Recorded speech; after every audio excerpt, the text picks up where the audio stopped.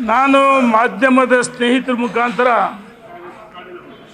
ಬಸನಗೌಡ ಪಾಟೀಲ್ಗೆ ಯತ್ನಾಳ್ಗೆ ಸವಾಲಾಗ್ತೀನಿ.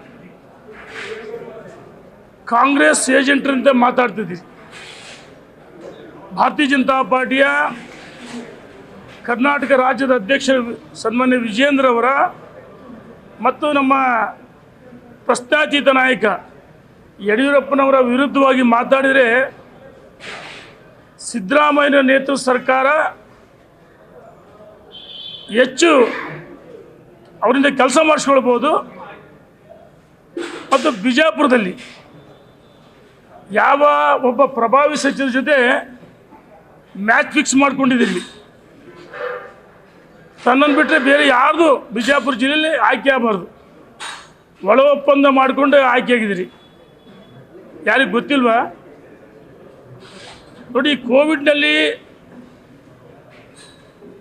ಭ್ರಷ್ಟಾಚಾರ ಅಂತೇಳಿ ಸನ್ಮಾನ್ಯ ಸಿದ್ದರಾಮಯ್ಯನವರು ಪ್ರತಿಪಕ್ಷ ನಾಯಕರಾಗಿದ್ದಾಗ ಅಧಿವೇಶನದ ಒಳಗಡೆ ಸುದೀರ್ಘವಾಗಿ ಚರ್ಚೆ ಆಗಿದೆ. ಮೊದಲನೇ ಅಲೆ ಮತ್ತು ಎರಡನೇ ಅಲೆಯಲ್ಲಿ 2,000 ಕೋಟಿ ಮಾತ್ರ ಬಿಡುಗಡೆಯಾಗಿದ್ದು. ಆ 2,000 ಕೋಟಿಯಲ್ಲಿ ಕಂದಾಯ ಇಲಾಖೆ, ಶಿಕ್ಷಣ ಇಲಾಖೆ, ಆರೋಗ್ಯ ಇಲಾಖೆ, ಈ ರೀತಿ ಒಂದೊಂದು ಇಲಾಖೆಗೆ 500 ಕೋಟಿ ಬಿಡುಗಡೆಯಾಗಿದೆ. 40,000 ಕೋಟಿ ಅಂತ ಹೇಳಿದ್ರಲ್ಲ, ನಾನು ಸವಾಲಾಗ್ತೀನಿ. ದಾಖಲೆ ಸಮೇತ ಚರ್ಚೆ ಬರಬೇಕು. ನಿಮ್ಮ ಹತ್ರ ದಾಖಲೆ ತನ್ನಿ. ಈ ವರ್ಷದ ಅತ್ಯಂತ ದೊಡ್ಡ ಜೋಕ್ಸ್ ಅಂದರೆ 40,000 ಕೋಟಿ ಭ್ರಷ್ಟಾಚಾರ ಅಂತ ಹೇಳಿದ್ರೆ ಇದು ದೊಡ್ಡ ಜೋಕ್ಸ್. ಅಂದರೆ ಕಾಂಗ್ರೆಸ್ ಜೊತೆಗೆ ಮ್ಯಾಚ್ ಫಿಕ್ಸ್ ಮಾಡ್ಕೊಂಡು ಈ ರೀತಿ ಮಾತಾಡ್ತಿದ್ರಿ. ಬೆಳಗಾವಿ ಅಧಿವೇಶನ ಮಾಡಿದ್ದೆ ನೀವು ಧಾರಾವಾಹಿ ಅಂತೆ. ಯಡಿಯೂರಪ್ಪನವ್ರ ವಿರುದ್ಧ, ವಿಜೇಂದ್ರ ವಿರುದ್ಧ ಉತ್ತರ ಕರ್ನಾಟಕ ಅನ್ಯಾಯ ಇದೆ ಅಂತೇಳಿಲ್ಲ. ಉತ್ತರ ಕರ್ನಾಟಕದ ಜನರು ಇವತ್ತಿಗೂ ಉತ್ತರ ಕರ್ನಾಟಕ ಯಡಿಯೂರಪ್ಪನವರ ಅವಧಿಯಲ್ಲಿ, ಭಾರತೀಯ ಜನತಾ ಪಾರ್ಟಿ ಅವಧಿಯಲ್ಲಿ ಅನ್ಯಾಯ ಆಗಿದೆ ಅಂತ ಉತ್ತರ ಕರ್ನಾಟಕದ ಜನ ಯಡಿಯೂರಪ್ಪನವರ ಆಡಳಿತ ಬಗ್ಗೆ, ಯಡಿಯೂರಪ್ಪನವ್ರ ಬಗ್ಗೆ ಭಾಳ ಸಮಾಧಾನವಾಗಿದ್ದಾರೆ. ಉತ್ತರ ಕರ್ನಾಟಕ ಏನು ಅನ್ಯಾಯ ಆಗಿದೆ? ಅಧಿವೇಶನ ಒಳಗೆ ಹೊರಗಡೆ ಮಾತಾಡಿದ್ದೇನೆ ನೀವು. ಯಡಿಯೂರಪ್ಪನವರ ಮತ್ತು ವಿಜೇಂದ್ರ ವಿರುದ್ಧ ಧಾರಾವಾಹಿ ಥರ ಮಾತಾಡಿದಿರಿ. ಅಧಿವೇಶನ ಒಳಗೆ ಹೊರಗಡೆ ಈ ಸಮಯವನ್ನು ಅವಕಾಶ ಬಳಕೆ ಮಾಡಿಕೊಂಡು ಉತ್ತರ ಕರ್ನಾಟಕದ ಜ್ವಲಂತ ಸಮಸ್ಯೆಗಳ ಬಗ್ಗೆ ಮಾತಾಡಬೇಕಾಯಿತು. ಕಾಂಗ್ರೆಸ್ ವೈಫಲ್ಯಗಳ ಬಗ್ಗೆ ಮಾತಾಡಬೇಕಾಯಿತು. ಕಾಂಗ್ರೆಸ್ ವೈಫಲ್ಯಗಳ ಬಗ್ಗೆ ಮಾತಾಡಲಿಲ್ಲ. ಅಂದರೆ BJP ವಿರುದ್ಧ ಮಾತಾಡಿದರೆ, ವಿಜೇಂದ್ರ ವಿರುದ್ಧ ಮಾತಾಡಿದರೆ ಹೆಚ್ಚು ಬೆನಿಫಿಟ್, ಲಾಭ ಆಗುತ್ತಂತೇಳಿ ಈ ರೀತಿ ಆರೋಪಗಳನ್ನು ಮಾಡ್ತಾ ಇದ್ದೀರಿ. ನೀವಲ್ಲಿ 40,000 ಕೋಟಿ ಹೇಳ್ತಂಗಿಲ್ಲ. ಸಿದ್ದರಾಮಯ್ಯ ಟ್ವೀಟ್ ಮಾಡಿದರು. ನಿನ್ನೆ ದಿವಸ ಪ್ರಿಯಾಂಕಾ ಖರ್ಗೆ ಅವರು ಹೇಳಿದ್ದಾರೆ, ದಾಖಲೆ ತನ್ನಿ ಅಂತ ಹೇಳಿದ್ರು. ತನ್ನಿ ದಾಖಲೆ. ಅಧಿವೇಶನದ ಒಳಗಡೆ ಸುದೀರ್ಘವಾಗಿ ಚರ್ಚೆ ಆಗಿದೆ. ಸಿದ್ದರಾಮಯ್ಯನವರು ಗಾಳಿಯಲ್ಲಿ ಗುಂಡಿಡಿದ್ರು. ಭ್ರಷ್ಟಾಚಾರ ಆಗಿದೆ ಅಂತೇಳಿ, ಬ್ರಹ್ಮಾಂಡ ಭ್ರಷ್ಟಾಚಾರ ಅಂತೇಳಿ. ದಾಖಲೆಗಳು ಇಲ್ಲ. 2,000 ಕೋಟಿ ಬಿಡುಗಡೆ ಆಗಿದೆ. ಎಲ್ಲಿ 40,000 ಕೋಟಿ ಬಿಡುಗಡೆ ಆಗಿದೆ? ಈ ರೀತಿ ಮಾತಾಡೋದು ಒಳ್ಳೆಯದಲ್ಲ. ನಾನು ಈ ಸಭೆಯಲ್ಲಿ ಒತ್ತಾಯ ಮಾಡ್ತೀನಿ. ಇದು ಕೇವಲ ಯಡಿಯೂರಪ್ಪ, ವಿಜೇಂದ್ರ ವಿರುದ್ಧ ಮಾತಾಡೋದಲ್ಲ. ಮೋದಿಯವರಿಗೆ ಅಪಮಾನ, BJP ಅಪಮಾನ ಮಾಡಿದಂಗೆ ಈ ರೀತಿ ಹೇಳಿಕೆಗಳನ್ನ ಸಹಿಸಬಾರ್ದು ಅಂತ ಹೇಳಿ ನಾನು ಸಭೆಯಲ್ಲಿ ಸಹ ಪ್ರಸ್ತಾಪ ಮಾಡ್ತೀನಿ. ನೋಡಿ, ಅದನ್ನೇ ಹೇಳ್ತಾರೆ. ಈಗ ಯಡಿಯೂರಪ್ಪನ ಮುಖ್ಯಮಂತ್ರಿ ಆಗಿದ್ದಾಗ ಪ್ರತಿ ದಿವಸ ಮಾತಾಡಿ ಬರೀ 65-66 ಸೀಟ್ ಬಂತು. ಇದಕ್ಕೆ ಕಾರಣ ಇಂಥವ್ರಿಂದಲೇ. ಸುಮ್ಮನೆ ಏನು ಎಲೆಬಿಲ್ಲದ ನಾಲಿಗೆ ಅಂತೇಳಿ ಏನು ಬೇಕಂತ ಮಾತಾಡೋದಲ್ಲ. ಈ ನಾಲಿಗೆಗೂ ಮಿದುಳಿಗೆ ಅವ್ರಿಗೆ ಲಿಂಕೇ ಇಲ್ಲ. ಆ ರೀತಿ ಅರೆ ಹುಚ್ಚಂತೆ ಮಾತಾಡ್ತಿದ್ದಾರೆ. ಇಂಥವ್ರನ್ನ ನಿಮಾನ್ಸ್ ಹಾಸ್ಪಿಟ್ಲಿಗೆ ಸೇರಿಸೋದು ಭಾಳ ಉತ್ತಮ ಅನಿಸುತ್ತೆ. ಆಮೇಲೆ ಕೋವಿಡ್ನಲ್ಲಿ ನೋಡಿ, ಯಡಿಯೂರಪ್ಪನವ್ರಿಗೆ ಕೋವಿಡ್ ಬಂತು, ನಮಗೂ ಕೋವಿಡ್ ಬಂತು, 2 ಬಾರಿ ಬಂತು. ನಾವೆಲ್ಲಿ ಚಿಕಿತ್ಸೆ ಪಡೆದ್ವಿ? ಸರ್ಕಾರಿ ಆಸ್ಪತ್ರೆಯಲ್ಲಿ ಚಿಕಿತ್ಸೆ ಪಡೆದ್ವಿ. ಚಿಕಿತ್ಸೆ ಪಡೆದು ನಾವು ಮನೆಯಲ್ಲಿದ್ವಿ 15 ದಿವಸ 8 ದಿವಸ. ಆದರೆ ನೀವು ಹೋಗಿದ್ದು ಎಲ್ಲಿಗೆ? ಐಷಾರಾಮಿ ಆಸ್ಪತ್ರೆಗೆ ಹೋಗಿ ಮಲಗಿದ್ರಿ. 8 ಲಕ್ಷ ಯಡಿಯೂರಪ್ಪನಿಗೆ ಕೊಟ್ರಾ? ಸರ್ಕಾರಕ್ಕೆ ಕೊಟ್ರಾ? ಅರೆ, ನಿಮಗೆ ಐಷಾರಾಮಿ ಆಸ್ಪತ್ರೆ ಬೇಕಾಯ್ತು, ಅದಕ್ಕೆ ಹೋಗಿ ಮಲಗಿದ್ರಿ. ಈ ರೀತಿ ಗಾಳಿಯಲ್ಲಿ ಗುಂಡು ಹೊಡೆಯೋದು ಬಿಡಬೇಕು. ಕಾಂಗ್ರೆಸ್ ಸರ್ಕಾರ ಜೊತೆ ಕೈ ಜೋಡಿಸಿ.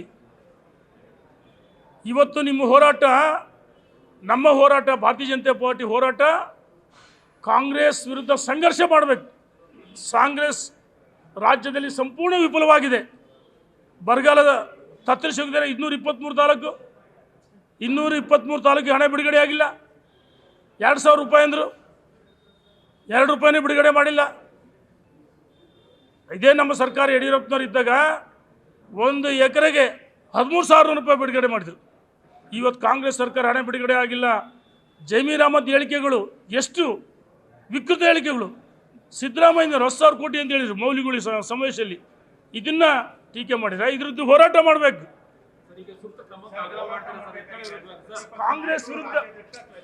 ಕಾಂಗ್ರೆಸ್ ವಿರುದ್ಧ ರಾಜ್ಯದ ಅಧ್ಯಕ್ಷರ ಕೈ ಜೋಡಿಸಿ ಅವರ ಜೊತೆಗಿದ್ದು ನಾವು ಹೋರಾಟ ಮಾಡಬೇಕು. ನಮ್ಮ ಸಂಘರ್ಷ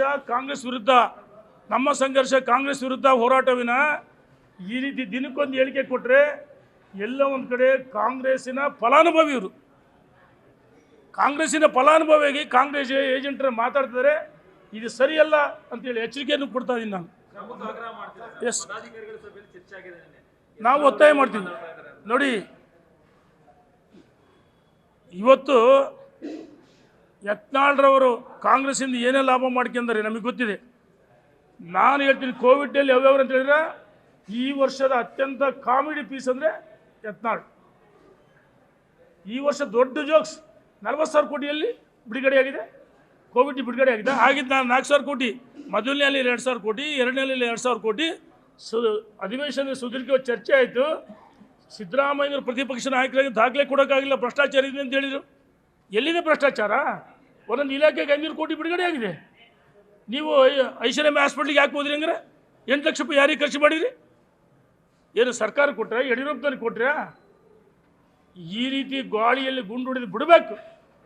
ಇನ್ನು ಮುಂದೆ ಇದೇ ರೀತಿ ಮಾತಾಡ್ತಾ ಹೋದರೆ ಭಾರತೀಯ ಜನತಾ ಪಾರ್ಟಿ ಕಾರ್ಯಕರ್ತರು, ಮುಖಂಡರು ಅಷ್ಟೇ ಅಲ್ಲ, ಈ ರಾಜ್ಯದ ಜನಕ್ಕೆ ಸಮಾಧಾನ ಇದೆ.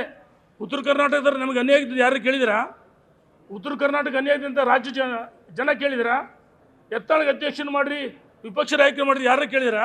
ಉತ್ತರ ಕರ್ನಾಟಕ ಅಭಿವೃದ್ಧಿ ಆಗ್ಬೇಕಂತ ಹೇಳಿದರೆ ಉತ್ತರ ಕರ್ನಾಟಕದ ಅಷ್ಟೇ ಅಲ್ಲ, ರಾಜ್ಯದ ಜನರಿಗೆ ವಿಜಯೇಂದ್ರ ಯಡಿಯೂರಪ್ಪ ಅಧ್ಯಕ್ಷ ಆದಮೇಲೆ ಸಮಾಧಾನ ಇದೆ. ಬಹುಶಃ ಯಡಿಯೂರಪ್ಪನಂತ ಪ್ರಶ್ನಾತೀತ ನಾಯಕರ ಬಗ್ಗೆ ಮಾತಾಡ್ತೀವಿ ಅಂದರೆ ಇನ್ನು ಮುಂದೆ ಸಹಿಸಕಾಲ ಅಂತೇಳಿ ಎಚ್ಚರಿಕೆಯನ್ನು ಕೊಡ್ತೀನಿ. ಯಾಕೆ ನೀನು ನನ್ನ ಮಂತ್ರಿ ಮಾಡಲಿಲ್ಲ ಅಂತೇಳಿ ಈ ರೀತಿ ಅರವಿಚ್ಚಂತ ಮಾತಾಡ್ತೀರಾ? ವಿಪಕ್ಷ ನಾಯಕನ ಮಾಡಲಿಲ್ಲ ಅಂತೇಳಿ, ರಾಜ್ಯದ ಅಧ್ಯಕ್ಷರು ಮಾಡಲಿಲ್ಲ ಅಂತೇಳಿ ಎಲ್ಲ ಒಂದು ಕಡೆ ಭ್ರಮಲೋಕದಲ್ಲಿದ್ದರು. ನಾನು ಮಾತಾಡಿಬಿಟ್ರೆ, ಯಡಿಯೂರಪ್ಪನ ವಿರುದ್ಧ ಮಾತಾಡ್ಬಿಟ್ರೆ ರಾಜ್ಯದ ಅಧ್ಯಕ್ಷ ಆಗ್ತೀನಿ, ವಿಪಕ್ಷ ನಾಯಕನಾಗ್ತೀನಿ ಅಂತೇಳಿ ಭ್ರಮಲೋಕದಲ್ಲಿದ್ದರು. ಇನ್ನು ಮುಂದೆ ಇಂಥ ಹೇಳಿಕೆಯನ್ನು ಸಹಿಸಲ್ಲ. ವಿಜಯೇಂದ್ರ ಯಡಿಯೂರಪ್ಪನ ಸಾರಥ್ಯದಲ್ಲಿ ಒಳ್ಳೆ ತಂಡ ರಚನೆ ಆಗಿದೆ. ರಾಜ್ಯದ ಉದ್ದಗಲಕ್ಕೆ ಪ್ರವಾಸ ಮಾಡಿ ಕಾಂಗ್ರೆಸ್ ವಿರುದ್ಧ ಹೋರಾಟ ಮಾಡಿ ಕಾಂಗ್ರೆಸ್ ವೈಫಲ್ಯವನ್ನು ಜನರ ಮನೆ ಬಾಗಿಲು ತರಿಸ್ತಕ್ಕಂಥ ಕೆಲಸ ನಾವೆಲ್ಲ ಭಾರತೀಯ ಜನತಾ ಪಾರ್ಟಿ ಕಾರ್ಯಕರ್ತರು ನಾವೆಲ್ಲ ಮಾಡ್ತೀವಿ. ನಾವು ಒತ್ತಾಯ ಮಾಡ್ತೀವಿ. ಇಂಥವ್ರು ಇಟ್ಕೊಂಡು ನೋಡಿ, ಹೊರಗಿನ ಶತ್ರುಗಳನ್ನ ಅಟ್ಯಾಕ್ ಮಾಡ್ಬೋದು, ಹಿತಶತ್ರುಗಳು ಜೊತೆಯಲ್ಲಿದ್ದು ಇವ್ರು ಚಾಕು ಹಾಕೋರು. ಇಂಥವ್ರು ಮುಲಾಜಿಲ್ಲ, ಇಂಥವ್ರ ಮೇಲೆ ಶಿಸ್ತು ಕ್ರಮ ಜರುಗಿಸಬೇಕು.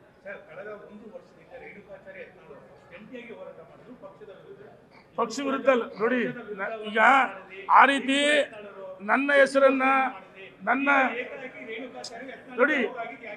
ಹೆಸರನ್ನ ಹುಚ್ಚು ನಾಯಿ ಜೊತೆಗೆ ತಳ್ಕಾಕ್ಬಾರ್ದು. ಹುಚ್ಚು ನಾಯಿ ಬೊಗಳ್ತಾ ಇರ್ತು.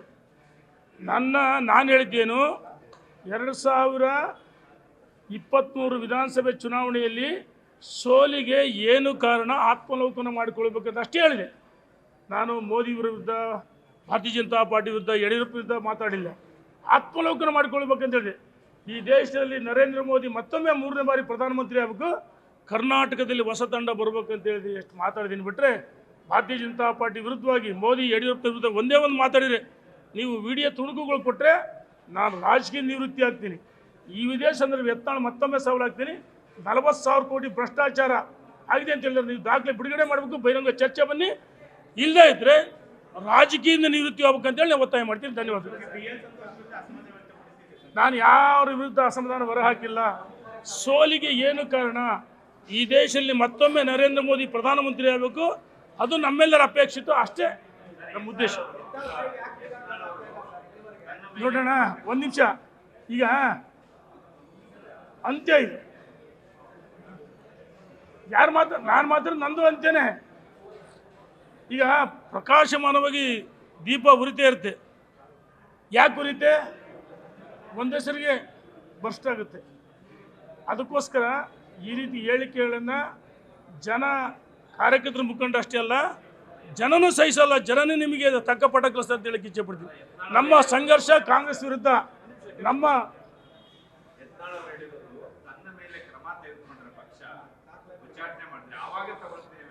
ನೋಡಿ ಆಯ್ತಲ್ಲಪ್ಪ, 40,000 ಕೋಟಿ ಅಂತ ಮೊನ್ನೆ ಗಾಳಿಯಲ್ಲಿ ಗುಂಡು ಹೊಡೆದಲ್ಲ, ಅಸೆಂಬ್ಲಿ ನೀನಿದ್ದೆ ತಾನೆ. ವಿರೋಧ ಪಕ್ಷ ನಾಯಕರು ಸಿದ್ದರಾಮಯ್ಯ ಚರ್ಚೆ ಮಾಡಿಲ್ಲ, ಅವ್ರದ್ದು ದಾಖಲೆ ಇಲ್ಲ. ಬಿಡುಗಡೆ ಆಗಿದ್ದು 4,000 ಕೋಟಿ, ಮೊದಲನೆಯಲ್ಲಿ 2,000, ಎರಡನೆಯಲ್ಲಿ 2,000, 4 ಇಲಾಖೆಗೆ ಹಂಚಿದ್ದಾರೆ. ಇಲ್ಲೆಲ್ಲಿ ಭ್ರಷ್ಟಾಚಾರ ಆಗುತ್ತೆ? ಅದೇನು ಬಿಚ್ಚಬೇಕು? ಅವತ್ತೇ ಬಿಚ್ಚಬೇಕಾಯ್ತು ಬಂಡವಾಳದಿಂದ. ಅಸೆಂಬ್ಲಿಗೆ ಹೇಳ್ಬೋದಲ್ಲ ಭ್ರಷ್ಟಾಚಾರ ಆಗಿದ್ದರೆ. ಈ ರೀತಿ ಗಾಳಿಯಲ್ಲಿ ಗುಂಡು ಹೊಡೆದು ಬಿಜಾಪುರದ ಒಬ್ಬ ಪ್ರಭಾವಿ ಸಚಿವರ ಜೊತೆ ಮ್ಯಾಚ್ ಫಿಕ್ಸ್ ಮಾಡಿಕೊಂಡು ಕಾಂಗ್ರೆಸ್ ಏಜೆಂಟ್ ಹತ್ರ ಮಾತಾಡ್ತಿದ್ದಾರೆ. ಕಾಂಗ್ರೆಸ್ಸಿನ ಫಲಾನುಭವಿಯಾಗಿ ಹೊರಟಿದ್ದಾರೆ. ಧನ್ಯವಾದಗಳು. ನ್ಯೂಸ್ ಫಸ್ಟ್ ನಿರ್ಭೀತಿಯಿಂದ ನಿಮ್ಮ ಪರವಾಗಿ.